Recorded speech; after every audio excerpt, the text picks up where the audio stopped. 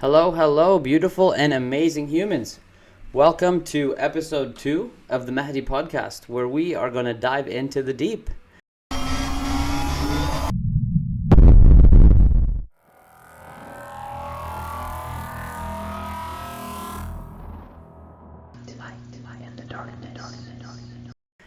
Last time we spoke about life, and we concluded and we discussed just factually that reflective questions such as, do we have free will?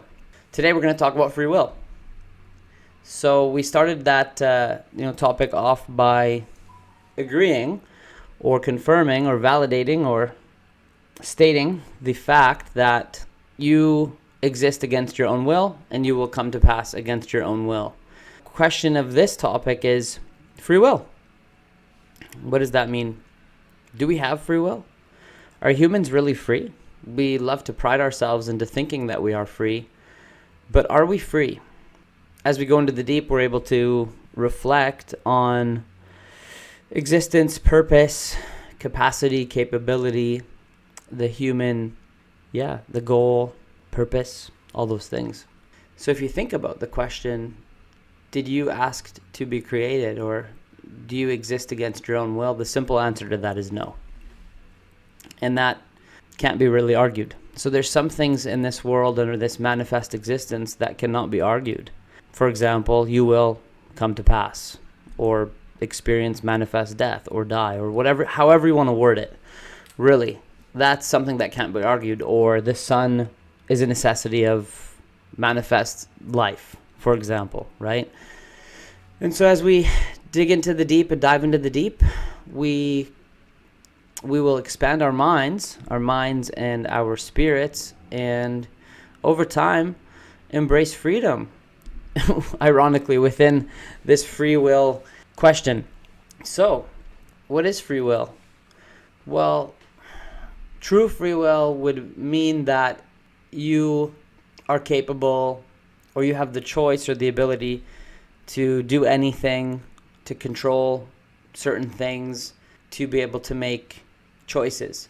Now, of course, we are able to make choices, or so we perceive. However, if we take a step back and look at robotics, for example, right now, technology and the way that it's advancing at light speed, it's pretty incredible. We have to realize that anything that is created, whether it's us or nature or anything that exists, or that we create as humans, such as robotics and stuff like that, has a capacity. For example, a vehicle has a capacity to go a certain distance, a certain speed, rely on certain things, certain necessities of existence.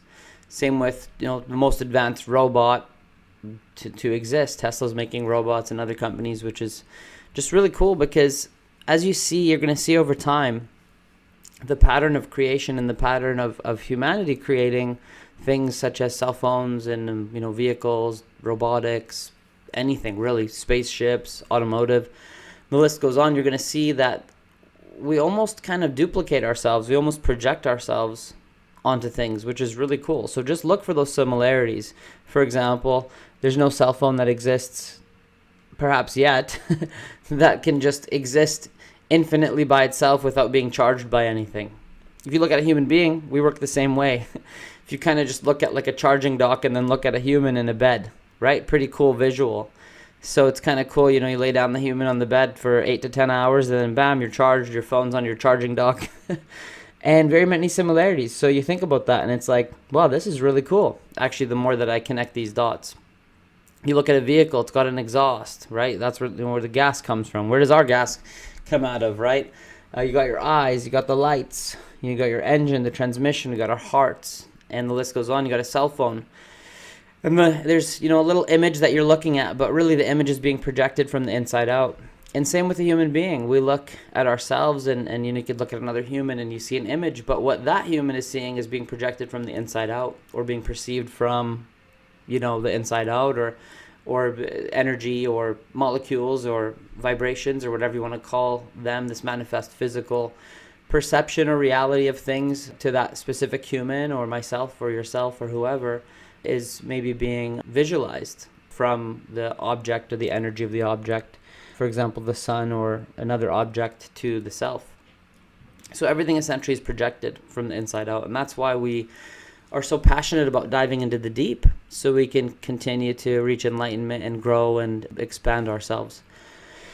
And so, so the purpose of that question was just to inspire some reflection there and to think about it. So robot, cell phone, whatever it is, whatever we are able to create also doesn't really have, the free will. Everything essentially has an algorithm and a capacity, a lifespan, a battery life, all those things, lots of similarities, which is really cool.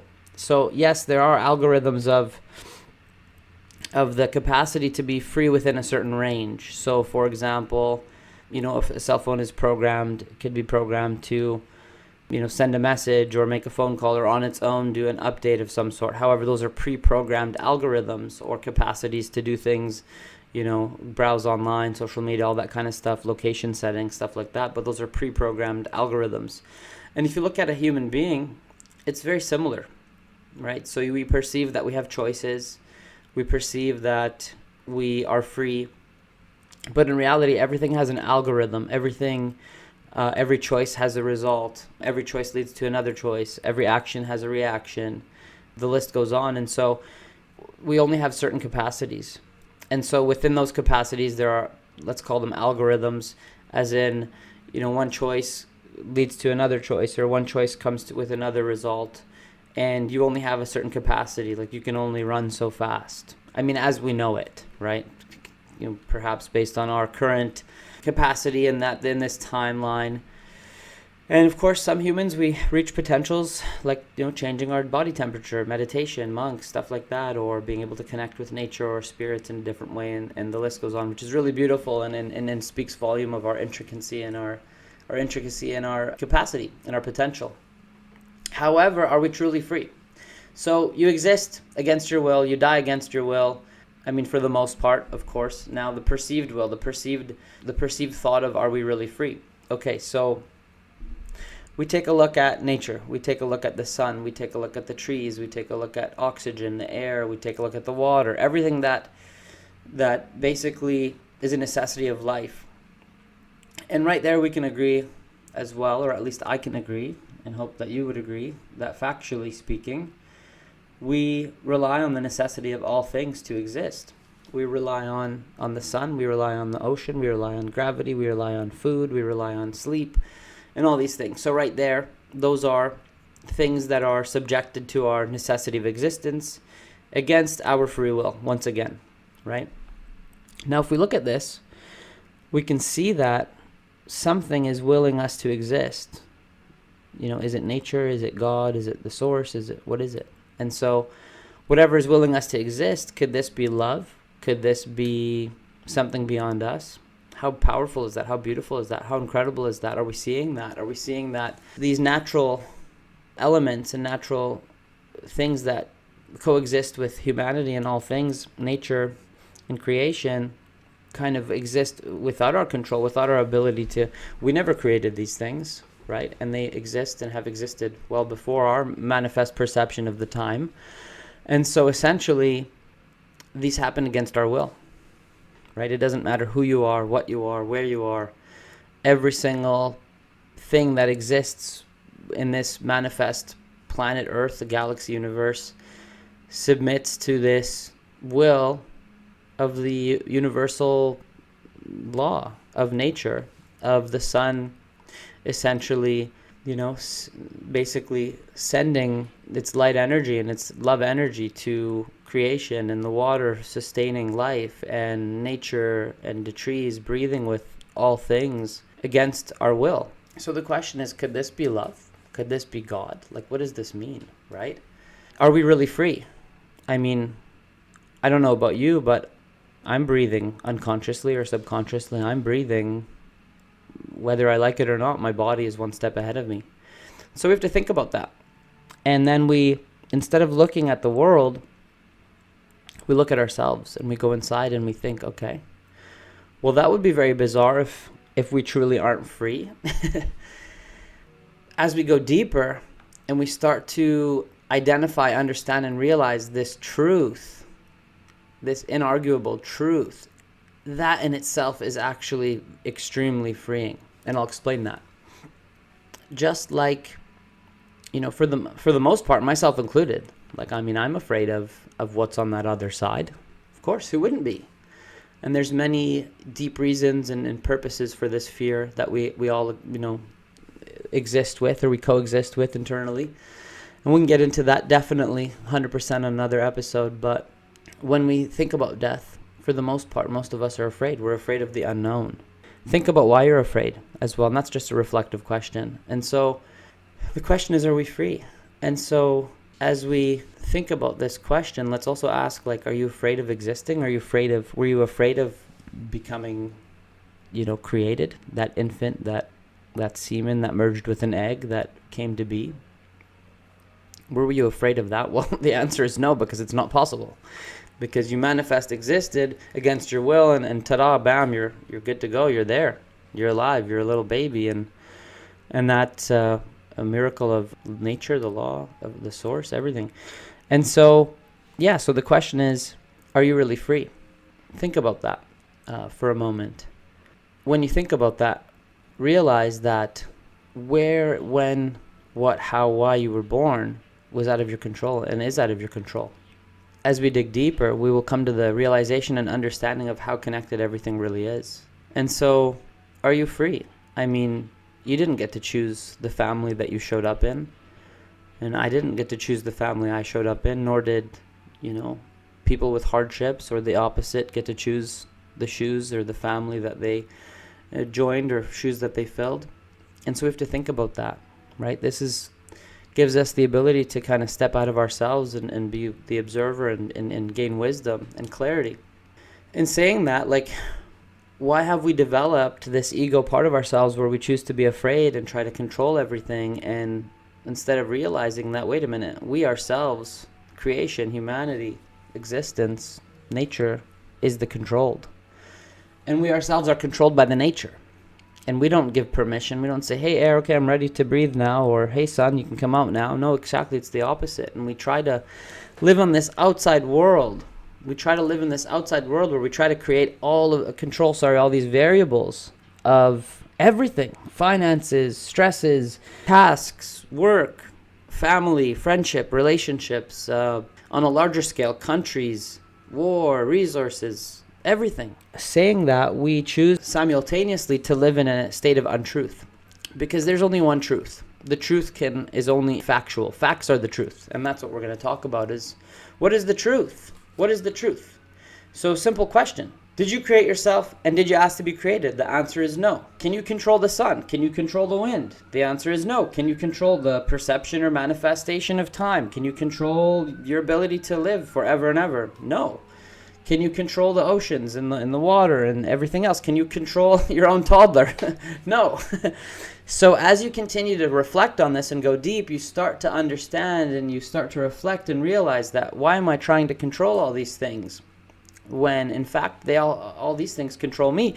And realizing that, wait a minute, it's a very natural, flowing, beautiful relationship when you choose to open your heart. And that is a choice. Those are choices. Those are the choices. Those are the free will that we have to realize, that we only have control over our internal selves.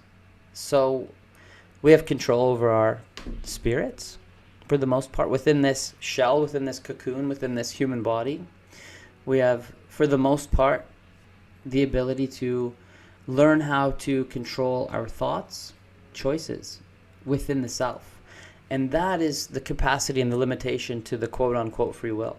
And as we choose to let go of that understanding or that thought process or perception of being able to, or trying to, control the outside, when we in fact are being controlled by all things, call it the source, God, nature, the very breath that we draw actually gives us permission to breathe.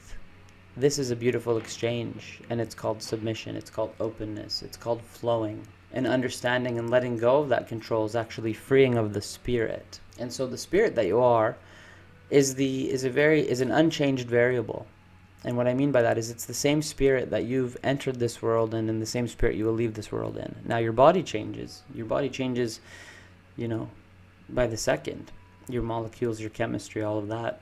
But does your spirit change, other than, of course, become wiser, deeper, more knowledgeable, more patient, stronger, all of those things? But it's still you. The spirit that's within you is you. It's not changing. It's not changing in the sense of the physical, right? And so have we lost ourselves in this truth? Have we lost ourselves in thinking that we can control the outside world? And I don't mean we can't. What I mean is that it's our ego of giving us the illusion that we can control things on the outside. It's not about suggesting that we have no control. It's about suggesting that we have full control over the internal but not the external. And once we master, once we understand, once we become one with this inner self, this ability to comprehend the truth and live in that truth, we then are able to perceive and see the outside world factually and realize that all things actually submit to this universal law, these factual things. As God says, the creator, everything submits to the creator, the source, whatever you want to call it, nature, time, etc., everything, right? Love in my opinion. And as we continue to explore, we will continue to understand love and the reality of love and the definition of love as we each define it. We let go of that control and we then take a step back and we say, okay, I'm going to go inside. I'm going to do work there because that's what I can control. I can feel, I can process, I can make choices, I can learn about my spirit, I can choose to strengthen my mind, I can choose to understand, I can choose how I react, all those things. So those are the things I can control.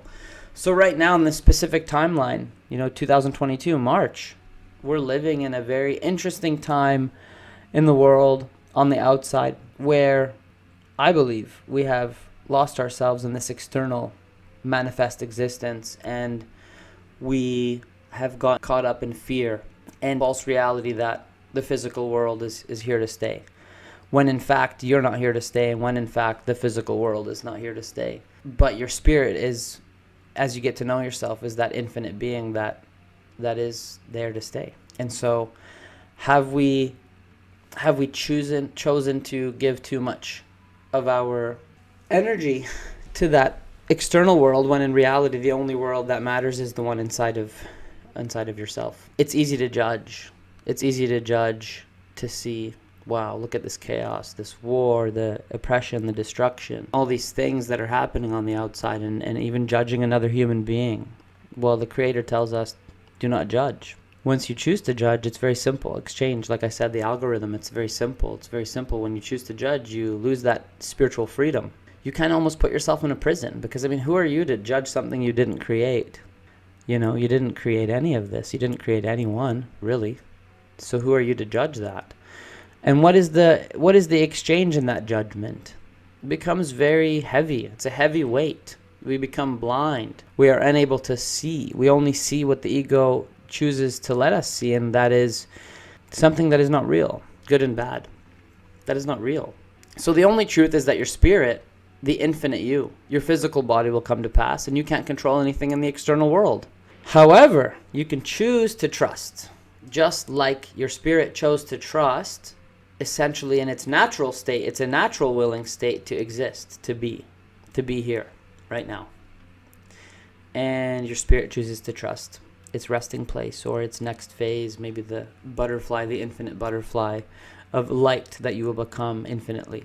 And so, do we choose to get caught up and frozen in this emotional state of judgment and fear of the external world? And of course, I can only imagine, as my parents escaped the Civil War and what's happening right now in the world, that there are certain human beings who believe that they have a certain level of manifest control. And I use the word manifest commonly because manifest is what you are perceiving to be real.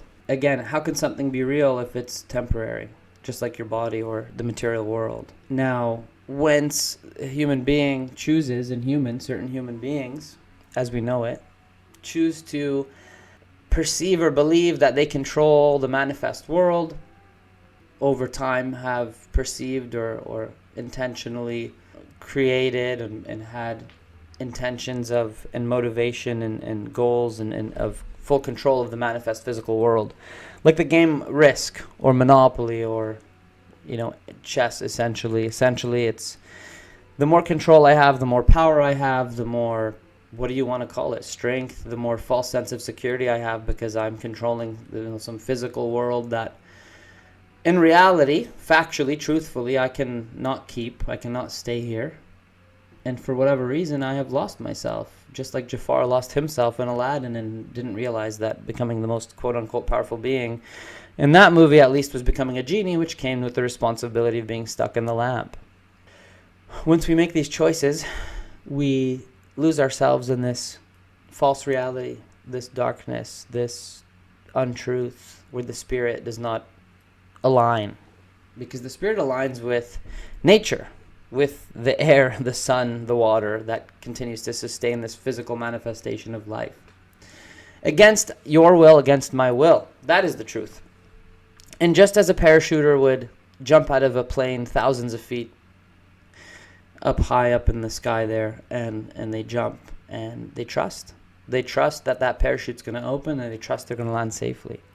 And they trust the source. They trust all of the elements, and they say, I'm going to go for it. And essentially, we can make a choice to free fall into the submission of this source of love, of God, of whatever you want to call it. Because again, we talked about this last time, that the opposite of something is nothing, and the opposite of nothing is something. And for either to exist, both must be. And therefore, nothing and something are equal, and therefore nothing and something is everything, really. God. It doesn't matter what you believe in. Your spirit submits to these factual truths. And we have to think about this. So the real purpose of this episode is, can you choose to trust, and can you choose to submit to truth?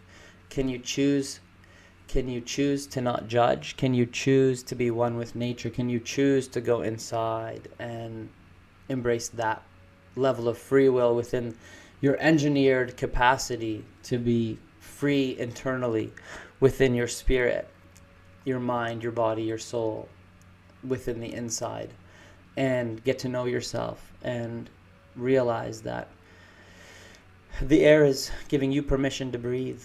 You can make a choice to receive and to keep that heart open and to live in your truth, and take a step back and choose not to judge, but to be, and to observe, and to experience, and to trust. And so although we are not sometimes within this chaos, we are living it within ourselves, within our spirit, when we choose not to live in our truth, when we choose to obsess with the physical, material, external. And who's to say that that's not a bad thing? Of course, you need this physical, manifest, external to be able to manifestly exist and have a beautiful existence. In materials, there's no such thing as good or bad.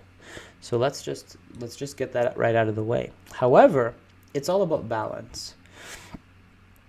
If you choose to value the external more than you value the internal, just as we are seeing as an observer in our manifest existence right now, there's a conflict of valuing the external more than valuing the internal. And what does that look like? It looks like oppression, war, chaos, lying, cheating, stealing, profiteering, the lack of compassion, empathy, all of those things, the inability to unite, the lack of love, all those things, because we've somehow lost ourselves in our spirit, and we've somehow chosen not to live in truth. We've somehow chosen to obsess with this physical world that we cannot keep and we cannot stay in. And sometimes, until you face a life-threatening experience or death itself, you may not be able to see that you've, oh my goodness, I haven't lived in my truth this entire life. Geez, what a waste.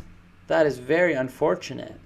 I wish I could go back and relive in my truth, because I wasn't really alive. And what was I doing trying to control all these things that I couldn't take with me? What am I doing? What's going on? Why are we doing that? And so everything is a result of us, really, essentially, in the sense of our choices of putting our material ambitions, our external ambitions, before the internal truth. And that creates this manifest present world experience to be one such as resources, control, quote unquote control, quote unquote power, quote unquote money, quote unquote, the list goes on, to be more valuable than the soul of a human or the soul of an animal or nature, and the list goes on. And we can see that with our own eyes, with our own mind, that if you just look around, you can see. We can see, why are there homeless people without a home? Meanwhile, there are people with 2, 3, 4 homes. Why is our country at war? Why are people dying? In the name of what? Control, resources, money, materials.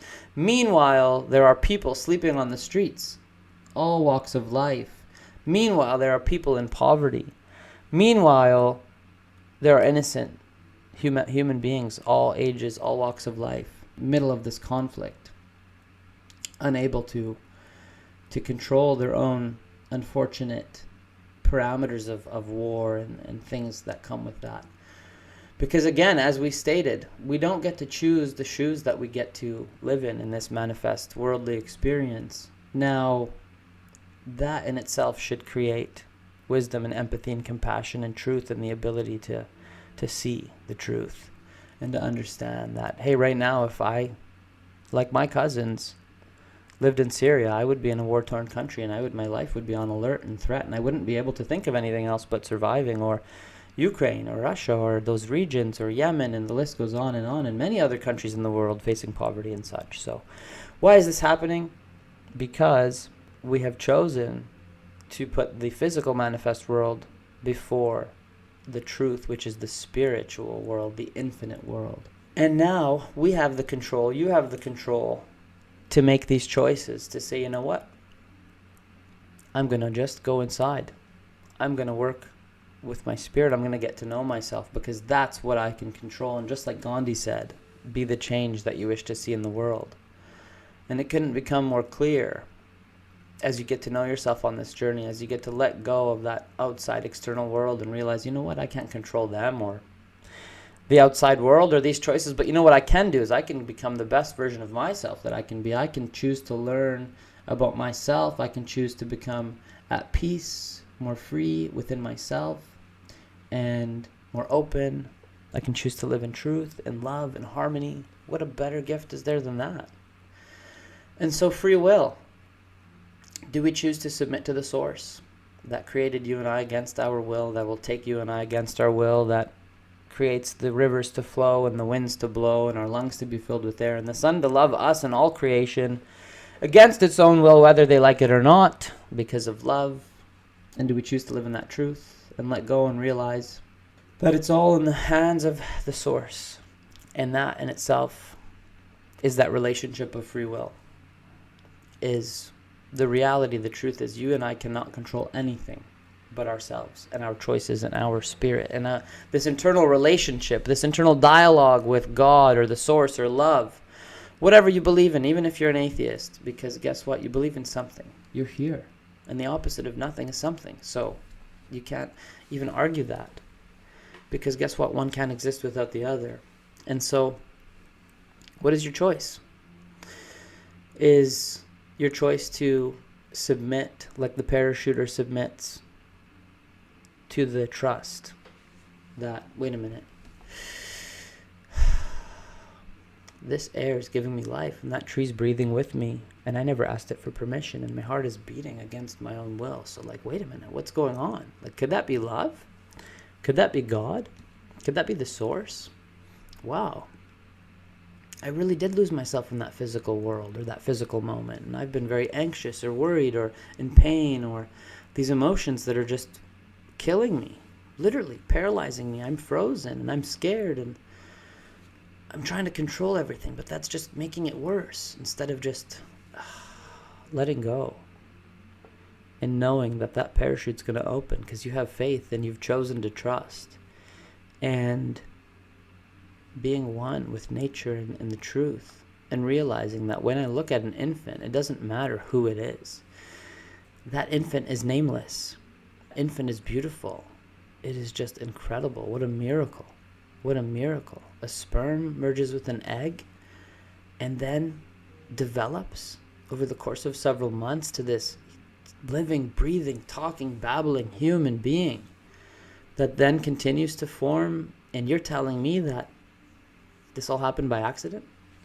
This all happened because because of what? Not because of love? Could love not be God and nature and all things that continue to will us into existence and love us against our own will? Well, why would I, why am I here and why are there people dying over there? Well, does the source not take everyone? Does the source not tell us through scripture and hints in creation, manifest physical hints in creation of many animals and plants, of the cycles of life and the fact that energy can't be created or destroyed, only transferred? So what happens? Is death only a perception of death? Is the perception of death not increasingly valuable for the will and the want and the wish to live because I love my life? Does a butterfly know that it's a butterfly when it's a caterpillar? Does a human being know that it's going to become a butterfly version of a human being? Let's ask ourselves these questions. And then we become more free, and we are able to see, and we become more open, and we're able to choose truth, which is love, which brings us peace, and that's how we know it's true. Because when we choose to be kind, when we choose to not judge, when we choose to love and to forgive, that creates openness, and that creates flow. And that creates this metaphor of a surfer on a surfboard that continues to stay on that surfboard and ride the waves instead of falling and going down under the water and hiding and running and not getting back up or being scared. It creates the ability to be open and understand that we don't have control over any other human being or the choices of certain human beings, and that there's no such thing as good or bad, and that everything is, as Alan Watts, the great, incredible philosopher, said, everything is happening. And he describes the human body when you see it with your physical peripheral, how beautiful and amazing and incredible it is to the naked eye. But once you zoom in, now with today's technology, you see cells and things happening that could appear chaotic if you were the cell. Oh my God, the blood, right, red and white and all this stuff going on, eating each other up. But essentially, it's created a harmonious, perfect, incredible body. So are we more connected than we think? Is everything really as chaotic as the naked eye wants us to see? Or if we are able to perhaps zoom out and see everything as one, is it a beautiful, incredible galactic existence that perhaps the chef over the boiling pot making a beautiful plate of spaghetti and meatballs? Of course, if you were, a meatball, you would be, oh my God, this is painful, what's going on? But you can't see outside of that pot, and perhaps the chef, who's now God in this scenario, is creating an unbelievably incredible dish that will feed many, many people. And look at everything as energy that gets transferred from this to that, as the water evaporates to the air and transforms into something else, as that food cooks and continues to transform into something that will give sustenance to human beings, that then will turn into something else and through your bowels move through your body and end up going somewhere else into the world and into nature. And so this cycle of continuation of love and infinite is all connected. And what does the chef see? The chef sees something beautiful, magnificent, making a beautiful dish, spaghetti and meatballs, and full of love and all these things. But once you're in it, once you're in that pot, it's hard to see that truth. Instead of just trusting and being like, you know what, I'm an awesome meatball, I'm going to make a great dish, and I'm going to move on to something else. Like, who knows, right? Who knows what happens next? So essentially, let's look at the facts, let's look at the truth. Choose not to judge. But God in many scenarios is all things, such as the architect, such as the composer or the DJ, and the list goes on, and it's pretty straightforward. When we choose to see the truth, when we choose to be the observer, the bird, we can then admire and recognize and appreciate the reality that nothing is actually free. But the relationship with the self, with God, with the source, is the free will. That is the free will. So when you choose to be closed instead of open, you're choosing to not be alive. You're choosing to live in pain and in suffering and in chaos. And who wants to live like that? And so then it's, some of us, it's, oh my God, look what's happening. This dictator here and this oppressor there and this elitist there, and we can then extend empathy and compassion and realize that, wow, like their physical existence is everything that opposes freedom. Their physical existence is everything that opposes love and fulfillment. It's like Star Wars when the Sith just continue. They want to blow up everything and control everything, and they just want to keep consuming, and it never ends. And what a dark world. I mean, imagine a life where none of your relationships are real and they're all business transactions, and your own family and yourself it's completely, absolutely living in untruth of just all these things, these insecurities, and this mentality that we need to control everything in the manifest physical world, when in fact the world controls you. You can't wake up without the sun or breathe without the air, and so who's controlling who? And also, I mean, on a physical state, I mean, look at the amount of security guards. How many security guards do you need? How many homes do you need? How many things do you need to bury yourself under or hide from? So, I mean, that's, in my opinion, not living in truth. So when you see the truth, you see the truth. And you see the irony of love and hate, of choosing to live in hatred and in this false sense of reality of control. And you choose not to live in your truth, which is love. And so then we begin to discuss true free will within the self, and free will within this relationship of the self, and what you are capable of, what your algorithm is, what our potential is as a human, what our capacity is to live in truth, in unity with the mind, the body, the soul, the things that we can control. Because we can't control the physical manifest world, and war and destruction and chaos and intentions that perhaps could be perceived as dark or hateful, and essentially we are told through our faith and through factual looking at things, looking at the cycle of life, or science even, that energy cannot be created or destroyed. And in scripture and faith, we are told that we are infinite. You are infinite beings. Resurrection, what does that mean? Well, we're going to continue to dive into the deep there. And so, what is the choice that you're going to make? Do we submit to the source, to the fact and the truth of all things, that we are truly not free? And do we choose not to judge? Because guess what? Certain human beings that are making certain choices that is creating the perception of chaos and war and destruction and all of these things, well, we don't know what's on the other side of that. It could be beautiful. It could be harmonious. It could be like, wow, like, why didn't this happen sooner? Why was I in that place? Like, now I've gone up to like level infinite. Now I'm awesome and this is great and I don't feel pain or suffering. Like, could it be something very beautiful? Could it have just accelerated the butterfly that you are infinitely, versus having to worry about dying every moment here? And so there's more to it. And do we judge the oppressor? Do we judge the quote unquote, this villain role of type of people that we've labeled other human beings that are just as innocent as we are? And in the sense of, again, people didn't get to choose the shoes that they walk in, right? So, I mean, did you look as the bird? Did you go deep through the ancestral cycle of pain and their own oppression and their own pain and darkness and suffering? And we all know that fire doesn't beat fire, but guess what?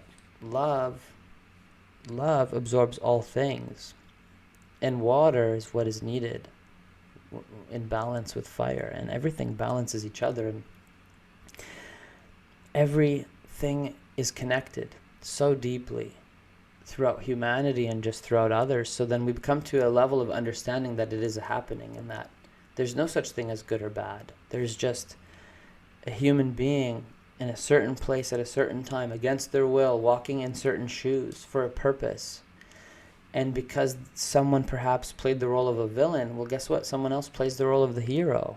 And essentially, these now roles are equal, because without a villain, there's no hero. Without a hero, there's no villain. And now we start understanding how beautiful this is, as now the observer, the one experiencing life and experiencing love and truth, and understanding that, wait a minute, like that doesn't look like love. Oh, wow, like this is love. That is love. The hero is love. But guess what? I'm going to extend gratitude and empathy and compassion to the villain, because there's a reason there. Why? Because they didn't get the love that they needed, or because they chose not to be open or something. And there's something there that, again, only God or the source can judge. And because we never created anything, so why make that your choice? Why give yourself that burden to choose to judge and to imprison yourself with that, instead of just seeing the beauty and the infinite value of all things and how connected all things are, and how you need all things to be empathetic and compassionate and to choose to forgive and love and all those things, because that's what makes us human beings. That's what makes us so beautiful and incredible and amazing, and realizing that there's no good and bad, and that everything just is, as Alan Watts says, the happening. And time, what's time? Time is not real. That's a man-made measurement tool to measure this manifestation, this perceived matrix type reality, of to give it a way to understand, why is my physical body changing? But remove that, and you've all seen SimCity or The Sims. Like, that's the God at that moment, is the ability to, there's these video games on your phones now. You can build kingdoms and empires within. So think about that just for 1 second. Think about that just for fun. Like, what's going on? So, everything is the controlled. Everything is the submitted to God, the nature, the source. So what if God was a professor and we were all students, and God was like, I'm going to show you all what you are and what I am and what everything is, and I'm going to explain love to you and purpose and existence and this gift of life that is so beautiful. And I'm going to show you through this lesson called life. And when you come to pass, you're going to graduate. And there's another signature move. Like, think about it. No one's in control but God, but the source. Because no one created the earth. No one created, the self or others. So really, who and what's in control? And then we dig deeper and we realize why. Okay, now I can start understanding. Why. And then you are left in awe, in realization that, wow, wait a minute. Maybe the truth is that this earth is a classroom, and that we are all just passing through, and that we are all just observers and students, and God is the professor. What a mastermind. What an incredible, unbelievable, amazing professor, creator that we have, that was able to teach us what we are through this experience of life, and give us the infinite value of love and the infinite value of life by experiencing this manifest existence experience, and giving us value and allowing us to understand forgiveness. Because guess what? Without forgiveness, how can you prove love? What is love without forgiveness? Just imagine. And now ask yourself, would you prefer a God that chose to forgive certain beings but not others? Well, no. We are told that God is the infinitely forgiving, merciful. Well, proof's in the pudding. Could you ask for a better God? And we then become one with the truth and realize that God is the control, is the DJ, is the professor, is, and everything is submitting to the God, to the source, to nature. And we realize, wow, I'm just going to let go of this false sense of security, this false sense of need, want, hope, thought that I can control anything. And I'm going to admire and appreciate all things, because everything is connected. And then I'm going to say, wow, thank you, God. Thank you, God, for life is a gift. And I'm grateful. And I trust you. And this is amazing. And I'm starting to understand why all this is happening. Because wait a minute, we can't stay here. We're only passing through. What an incredible lesson that was. Thank you for life. I forgot to thank you. I'm so grateful. Thank you for my kids. Thank you for my clothes. Thank you for all these materials, these infinite materials. What a bonus. Because wait a minute, life, humanity, spirit is the most valuable thing. And I forgot that. And I chose not to live in truth. And there's no such thing as good or bad, but I lost my balance. So you know what, God, can you please just help me a bit? I need to spend a little bit more time getting some tutoring. I need to learn about life a bit more here, because I lost my balance. And there's nothing wrong with that. You're not bad. It's just about learning about what you are in life and the truth of love. The reality that Once we choose to trust God and the source and know that that parachute's going to open and that there's more, that the soul is infinite, and we can look at facts, because it's easy for me to sit here and talk. We're going to look at facts, and we're going to prove this with every single fact there is. Just like the manifest projection of creation that is created infinitely over and over again. And the algorithm and the result of choice and the result of action. And we're going to prove that.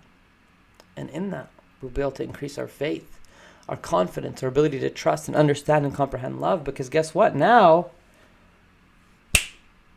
the lights turn on. And you've now perceived or experienced death. And all of a sudden, death is actually life? Wait a minute. You can look back at this movie of your life and the movie of the world and say, holy, wow. This all makes sense now. Like, oh my God. Oh my goodness. What a beautiful, unbelievable, incredible lesson. What an epiphany. What an amazing, incredible gift to be able to now look at life and realize, like, wow, like pain has infinite value, and like the oppressors also gave infinite value to life and to the role of fear, because fear motivates and fear defines, and the ability to see the strength, the potential of a human, and the capacity and the choices of love and kindness and forgiveness and compassion and empathy. And thank God for the pharaohs that helped force this light out, and the Gandhis out, and the Martin Luthers out, and the Mother Teresas, and the energy that follows that, and humanity, and the potential and the capacity to continue to choose love, love, love, love, love. And we will not be in unity unless we live in this truth of love. Love over fear, love over hate, love first. Love is a need, not a want. And love is what we are. So if we choose to not live in that, well, you're not living in truth. And so we're going to talk about this exchange on the next episode, the exchange. Action for action, thought for thought, and living in truth or untruth, and what truth looks like.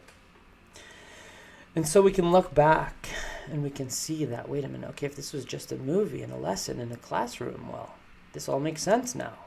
What am I getting so worked up about? Why am I trying to control all these things? Well, wow, I lived in my untruth, and then I never was alive. I was judgmental. I was unhappy. I was anxious. I was stressed. Well, guess what? I can tell you firsthand. I am living proof that if I can do it, you can do it. And we can choose to live in our truth and become free internally and happy and grateful and just infinitely connected with the source, with nature, with the same nature that just says, good morning, I love you. Here's some air. Here's some sun. And once we make those choices, we're rewarded instantly. The reward is infinite. It's peace. It's fulfillment. It's incredible. And this feeling becomes just irresistible because it is a necessity of you. And as you make these choices to go inside and to live in this truth more, and to submit to the reality of the fact that you're not free, and we actually submit to the source, God, and this truth, you actually let go and you just free fall. And then you take your true power. You see yourself. You become self-aware. You recognize your thoughts, your emotions, and this dialogue then turns into one that is flowing. And this open heart, just like an open flower, receives and gives. And this exchange, this infinite exchange of the spirit, then becomes one that is free. And then you will realize that, well, real change comes from leadership. Making the choices of choosing love is what creates real change around you, around your family, around your community, around anyone you interact with. And then that becomes viral, because just like a plant needs sunlight and water to grow, so do we. So do you. And so, yeah, how incredible is that? To just recognize and appreciate and admire that we truly are not free. However, we are free within this relationship with the source, with love, with God. And what does that truth look like? So let's continue to dig into the deep on the next episode, where we talk about the exchange of energy. that every action has a reaction. Now, sure, we talked a lot today, but can we put this into practice? Can we put these questions into practice? Can we scale them out? Can we measure them? Can we take things and can we actually make this tangible? Can we say, what happens if you choose love? What happens if you choose to be kind? What happens if you choose to forgive? What happens if you choose not to judge? What happens if you choose to live inside? What happens if you choose to live in truth? What does truth look like? So let's talk about that. So on the next episode, please join me to talk about the exchange, the energetic exchange. Let's dig deeper. So follow me into the deep. Thank you so much. Please subscribe to the YouTube page, username Rocket Alouche, Allouche. My name is Mahdi. Richard is what I go by, Alouche. And you'll find me on Facebook, Instagram. Please continue to share, to like, to comment. Let's talk. Let's get to this point of truth. Let's work together. Let's live in our truth. Let's become free. So thank you for your time. Thank you for following. Have a great, amazing, incredible, blessed day. Lots of love. And until next time.